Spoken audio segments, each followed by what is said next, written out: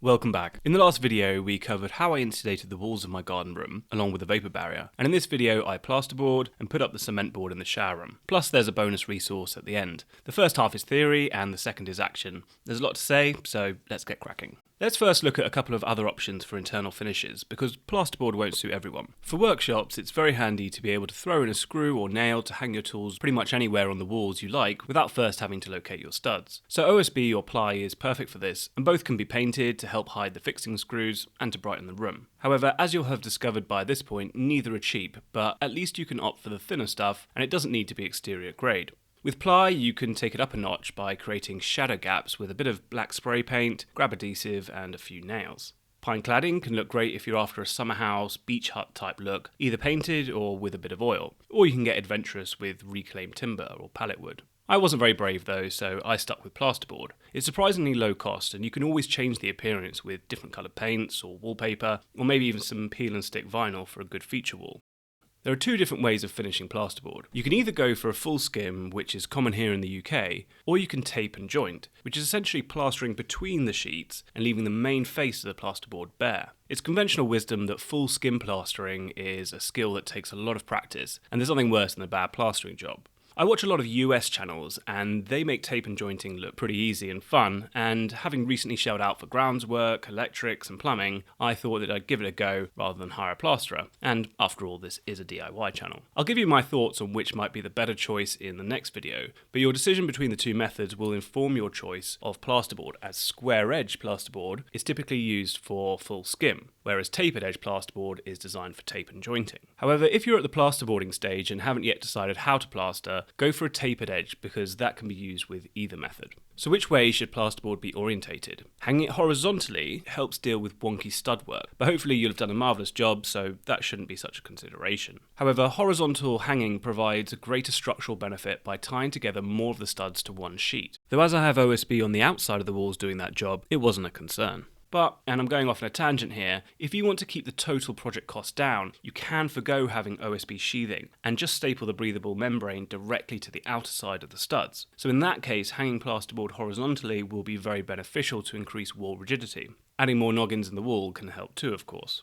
Tapered edge plasterboard only has a taper on the two long sides of the plasterboard, not on the shorter sides. So my plan from the outset was to attach the plasterboard vertically on the walls, so the only short non-tapered sides that I would have to tape and joint would be on the ceiling plasterboard, and these are called butt joints. A solid plan, except for one big problem. My studs, and indeed my roof joists, are on 16-inch centres, which is perfect for OSB and ply in 8x4 feet sheets, but as it turns out, plasterboard only comes in 1200mm width, which suits 400mm centres, but not my 16 inches, as it comes up short on the last stud. Now, I'm not a complete idiot. I did look up whether plasterboard came in 8x4 sheets before starting the build, and I found that it did, but when it came to ordering, every company I called said, "Oh yeah, that's a typo."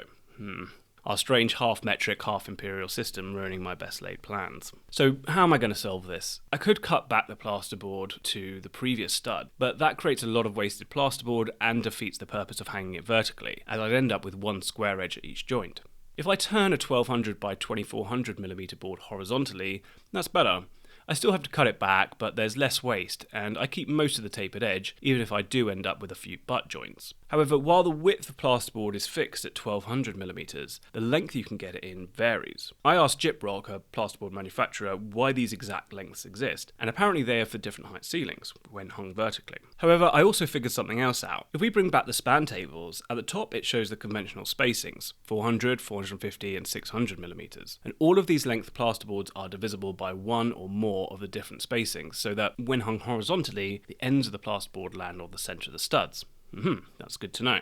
All with the exception, that is, of 2500mm, but I'm glad it exists because that's how I'm going to solve my problem. I only need to cut 6cm off it to reduce it to 8 feet long, and it was only a little more expensive than the standard 1200 by 2400 sheets. So I feel a bit of a plonker not knowing all this, but you don't know what you don't know, and the learning is in the doing. Plus I promised in part 1 that I'd show all my mistakes, so you'd have to make the same ones. So what's the wider lesson here? Is metric or imperial spacing best for studs and joists? If Plasterboard doesn't come in Imperial, maybe we can find OSB in metric. I've scoured about 50 builders merchants online, big and small, and there's no doubt that the Imperial sized boards are far more common. However, Wix, Travis Perkins and Selco, as examples, all stock a 1200 by 2400 9mm board, which would do nicely for the outer walls. For floor and ceiling joists, we need 18mm, and there's scant evidence that this exists in that same sheet size. But it does come in a 590 by 2400mm size that is also tongue and groove, so that fits 400mm or 600mm centres. It's smaller and therefore lighter to get on the roof, and the tongue and groove allows for some expansion while also locking together more tightly so that a rubber roof looks smoother when laid down on top. So if I were to do it all over again, I would, on balance, I think, go for 400mm centres, but it's hardly a clear-cut decision.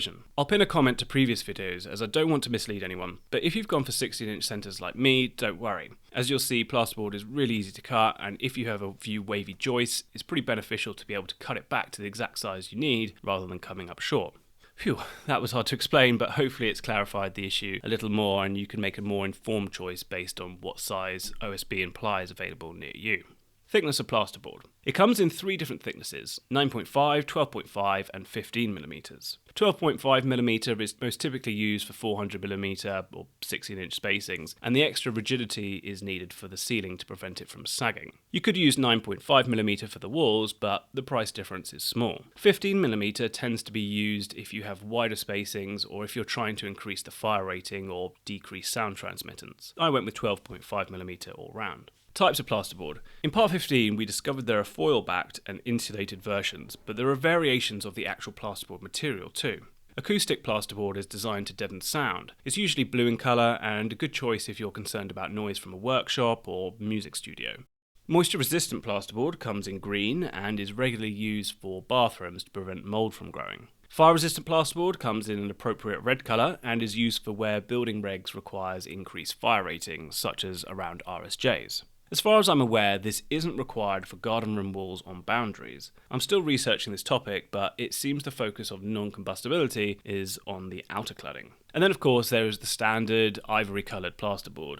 All plasterboard has a good degree of fire and moisture resistance and deadened sound as well, so the standard type suited my needs and probably will do for you too. So in summary, my plasterboard is tapered edge, 1200 by 2500mm, 12.5mm thick, and is the standard ivory face stuff. Mine are manufactured by British Gypsum, though Nauf and G-Tech are similarly priced and I'm sure are more or less identical. I bought through a company called CCF who delivered to the driveway. They're heavy, so to lug them into the garden room, I decided to buy a plasterboard carrier rather than the string method that I've used previously for other sheet material, as I thought the string might damage the plasterboard. As a general point, I have always tried to make do with what I have around me, as you'll see in a minute, but as I've progressed through this build, I've slowly come to the conclusion that having the right tool for the job is optimal, if you can afford it of course. Anyway, my friend Steve came over and we set about cutting the plasterboard to length, which is pretty simple. You score the front face of the plasterboard once or twice with a utility knife, and then use a straight edge to snap the plasterboard, before bending it backwards and then using the utility knife again to cut through the paper on the other side.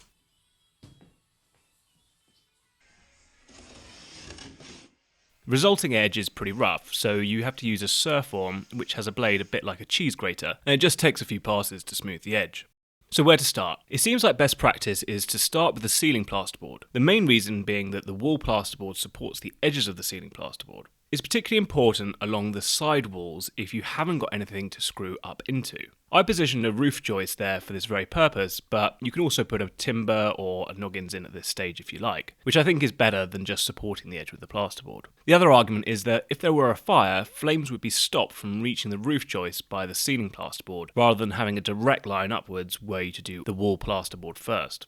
I should point out that my electrician had all the measurements for the locations of the cables for the downlighters written down, so make sure you have these. If you remember, I situated my roof joist directly above the studs, which at the time meant I didn't have to mark the spacings out, and it's a direct transfer of the weight of the roof through the wall studs. Someone pointed out in the comments that positioning them so wasn't necessary as my double top plate would easily distribute the weight, and that's true, but as you progress through the build, having everything lined up is incredibly helpful. We started with the back row of plasterboard, and once lifted to the ceiling, you can't see the position of the joist above the back wall, but all I had to do was look down to where my studs were and just screw directly above, as that's where my joists are. The same is true when it comes to the battens on the outside, which you want to be attached to the studs, but the OSB and house wrap block the view of them. As my joists are directly above the studs, I could just make a mark on the breathable membrane directly below the joists, which tell me exactly where my studs are. Anyway, if you want to get the plasterboard up quickly, you might want to just pop a few screws in to hold it, but make sure you at least put them in every joist on the other side of the sheet, so that when you do the next row and cover up the joists, you could just see where the joists are by looking at the screws in the previous row. So how to get heavy plasterboard on the ceiling? Well, your best bet is to hire a panel or sheet lifter. You turn the wheel and it raises it to the ceiling and hey presto. But as I had free labour to make use of, I cheaped out and instead asked Steve to bring his work platform over, and I made a T-bar with some spare timber, a tad longer than the ceiling is high.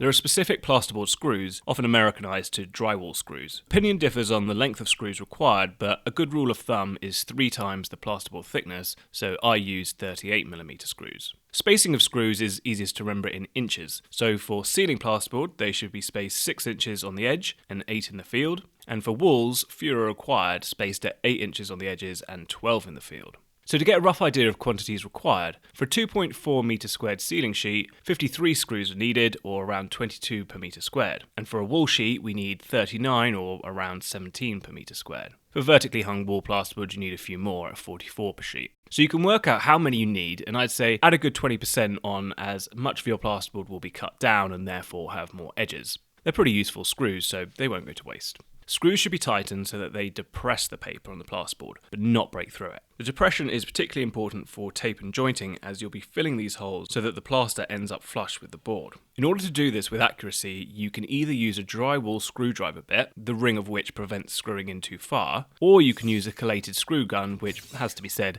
is a lot of fun. There are also cheaper versions which attach to your drill. The screws come on a thread which automatically feeds the gun one after the other. I went for the cheaper option though, and it goes by pretty fast. My tip of the day to those of you juggling a build with work is to leave the jobs like screwing and nailing, which neither require getting dirty nor many tools, to do in between the bigger jobs. It's very easy to pick up a drill driver and some screws and fit in an hour here and there over the week, and then get out all your saws and tools and do the messy stuff on the weekends. So that's why when attaching the plasterboard, I only put in enough screws to hold it in place, and then came back when I was short on time to do the rest. And I used the same tactic when it came to doing my decking.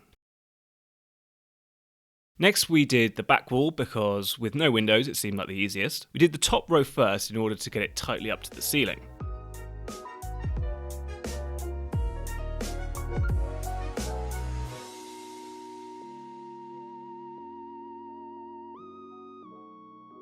When it came to the bottom row, we had to cut out the holes for the plug sockets. In the electric stage, I'd let my electrician know what thickness of plasterboard I was using, so my sockets and plug boxes protrude by 12.5mm, and are therefore flush once plasterboarded. If you're going for a full skim, you may want yours to protrude a little further, but it doesn't have to be too precise. First we had to mark on the plasterboard where the holes for the sockets were to be, which can either be done with some careful measuring, or you can place the board on the wall and then use a scrap piece to give it a good whack, not too vigorous mind, and that creates the outline of the socket on the back of the plasterboard. This works really well with the metal back boxes that I have, but probably wouldn't with some plastic types.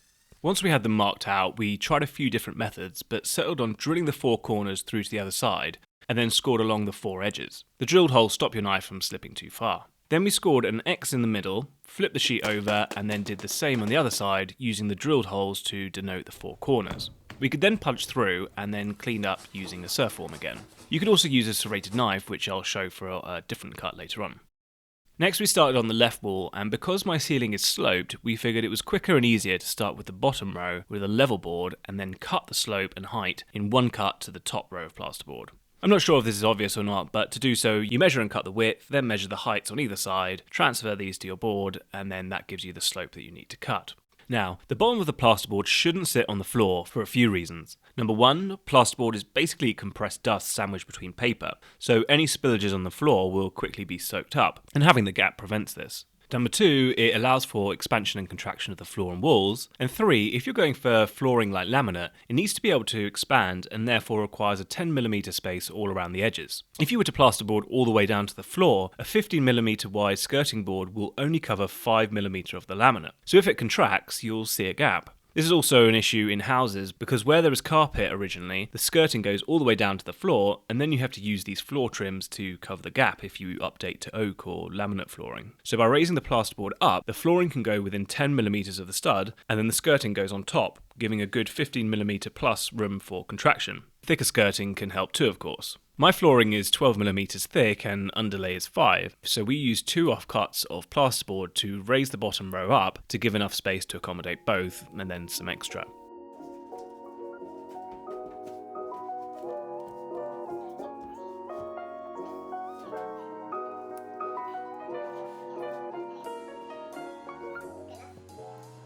Next we did the front wall. We were in our stride by this point, and due to the window and door, we did end up doing some vertical sheets here. For the right wall, I was on my own again. You may have noticed the vapor barrier is a different colour from the last video. I'd replaced it for a reason I can't recall now, but in my haste I'd forgotten to cut out the socket here, so on the second fix my electrician had to locate it and dig it out. No harm done, but it's worth double checking you've cut out all of yours. Maybe count them before and after you've done your vapor barrier. To make the hole for the radiator conduit, I drilled a circle of holes and then used a plasterboard saw to cut it out.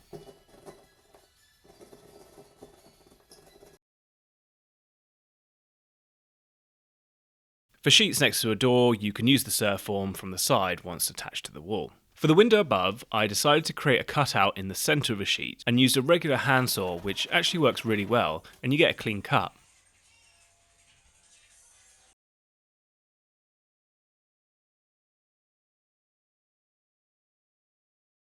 I suspect that above the top corners of the doors are weak points, as I've had a couple of hairline cracks in my plaster I've had to go over again. So I reckon that it's better, if possible, to cut the plasterboard in an L shape so that the two edges meet above the centre of the door. It creates a bit of waste, but might be worth considering.